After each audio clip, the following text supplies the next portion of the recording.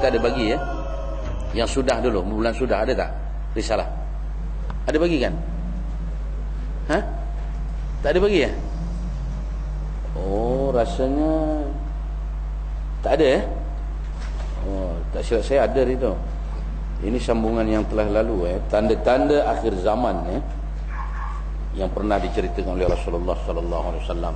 Jadi kita mulalah ya. Kalau gitu kita insya-Allah akan ulang balik itu ya. Apa yang dinyatakan oleh Nabi sallallahu alaihi wasallam di antara beratus tanda kiamat ya, sebelum kiamat besar, orang yang berpegang dengan agamanya seperti memegang bara api. Okay.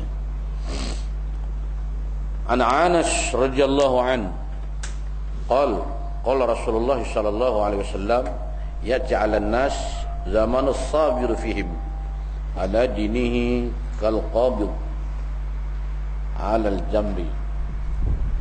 Ya, daripada Anas bin Malik ya, berkata ya, Rasulullah sallallahu alaihi wasallam bersabda ya,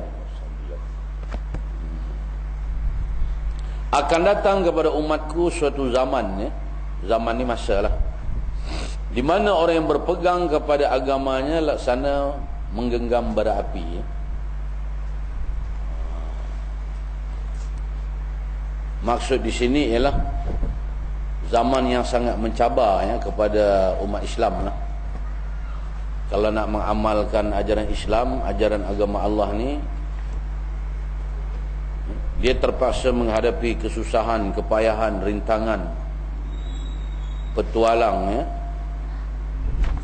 dengan berbagai-bagai ya. Kalau dia tak sungguh-sungguh, nescaya agamanya akan terlepas dari genggaman dia. Ini maksud menggenggam bara api ya. Kerana suasana keliling di masa itu dah tak dapat membantu dah. Ya. Kalau nak amal Islam tu, suasana keliling ni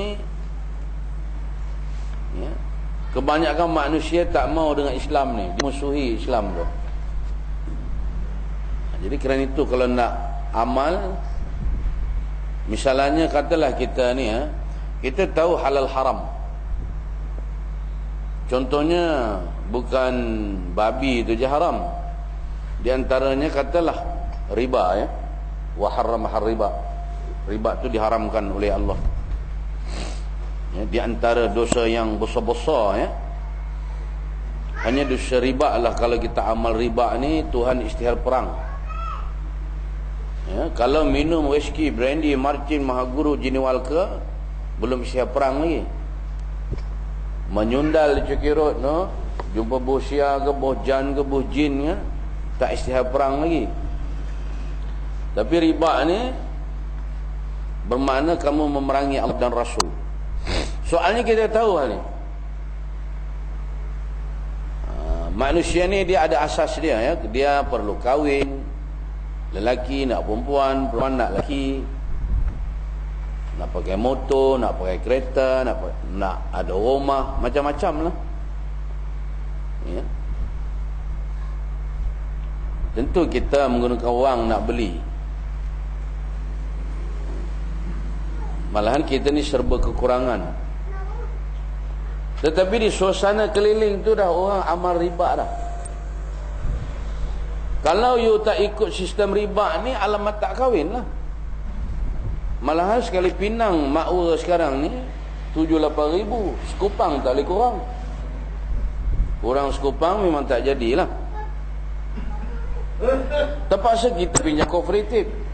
Walau isteri itu eksekutif misalnya, eksekutif dengan kooperatif jadi primitif lah.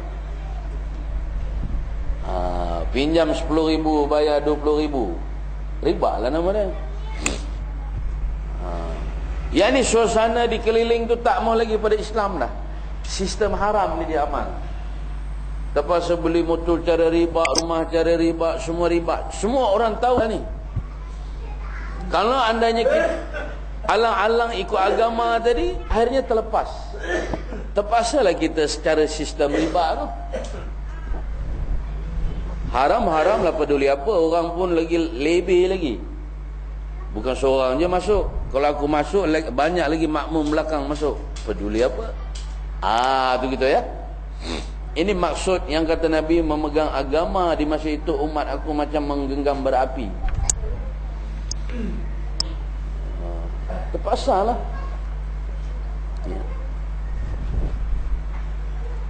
Yang ni di suasana keliling itu tak ada yang membantu orang nak amal Islam tu. Untuk melaksanakan agama tu tidak mendapat kemudahan. Misalnya kata dakwah ni, kita nak belajar agama ni, kenalah kita keluar pulus sendiri. Bukan ada siapa sponsor tanggung. Ya. Adalah kalau Tok Guru tu datang 50 batu ke 60 batu ke, adalah duit minyak katalah RM50 sejam tu.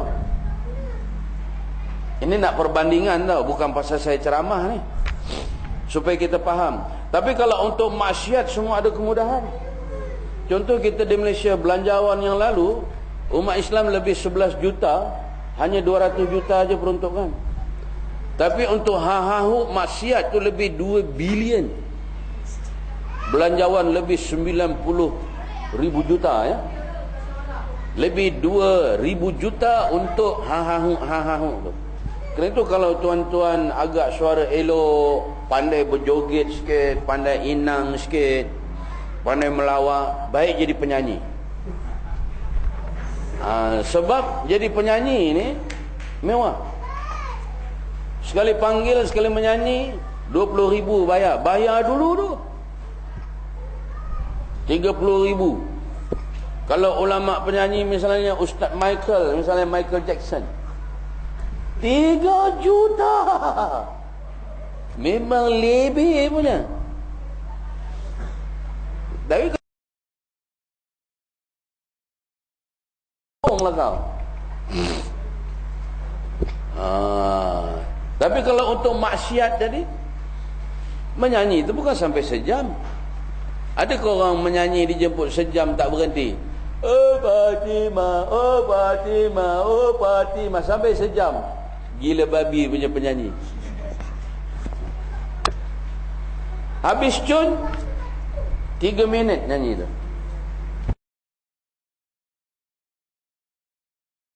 Penyanyi. Maknanya suasana masih itu. Maksiatnya. Kerana itulah kalau agama ni kau bagi makan lah, bagi umpan lah, macam-macam. Alamak. Kalau datang pun semua depan Tok Guru macam nak mampus. Dah dibagi nasi macam-macam tu. Depan Tok Guru tu fikir makannya tu moyo macam sel-sel burung punya penyakit. Macam mat pit. Kalau sampai 3 jam lah. Ya. Nengok Tok Guru tu macam 2 orang lah. Ustaz tu bercakap berdua ke tu? Mata dah rabun dah. Yang ni tidak ada kemudahan masa tu. Ini antara Nabi. Kalau ikut sangat agama ni, laksana memegang bara api, akhirnya kita pun terlepas hukum tu.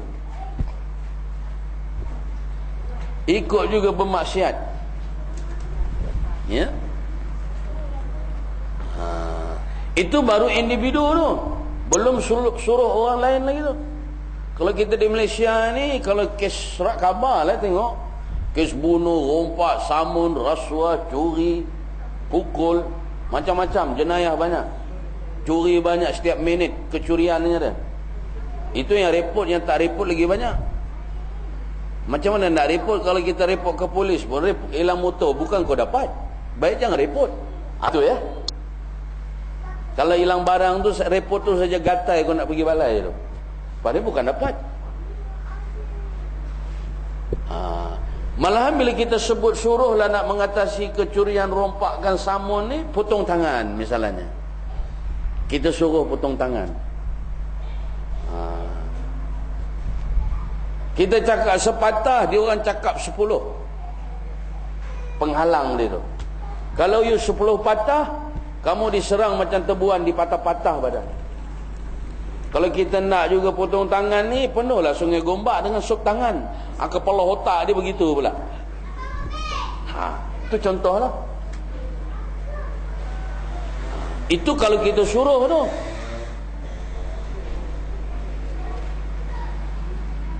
Malahan untuk diri sendiri pun tadi, kerana suasana keliling ni dah banyak perpecahan kesesatan. Kita lihat hadis yang kedua dia, senang lekah habis ni. Aku pun dah naik pedap hari ni tadi dah. Jam dia punya teruk hari ni. Sampai patah balik ke rumah ambil motor. Jadi modal itu banyak tercicir lah. Jadi yang mana tinggal belen-belen dia lagi lah. Sampai habis ni kita berhenti lah. Kuliah ni pun jangan lama-lama. Habis jam pukul 12 berhenti. Kerana di suasana keliling di masa itu terlebih dah banyak perpecahan kesesatan umat dia ni.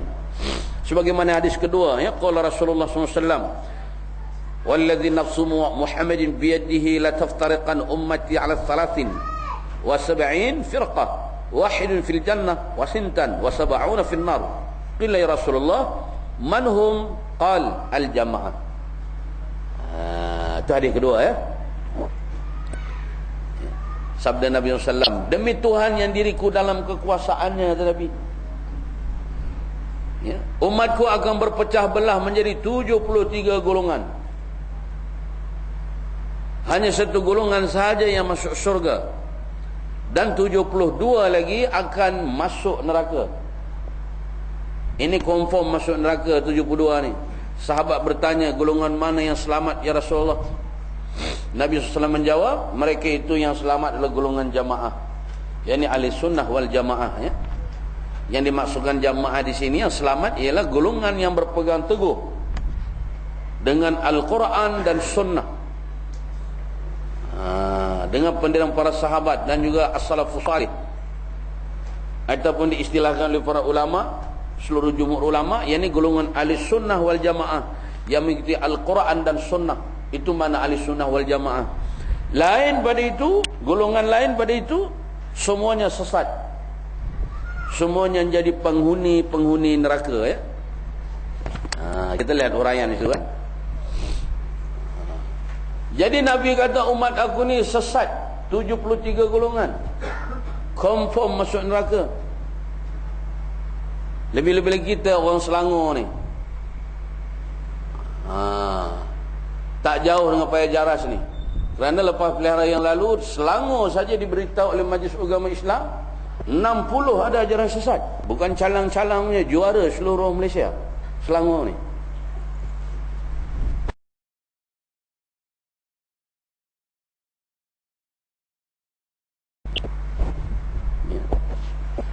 Kalau Nabi tahulah diadukan nanti di akhirat, Nabi pun peranjat ni. Macam mana boleh lebih ni? Negara Islam apa ni? Islam hadari ke Islam malabari ke ni?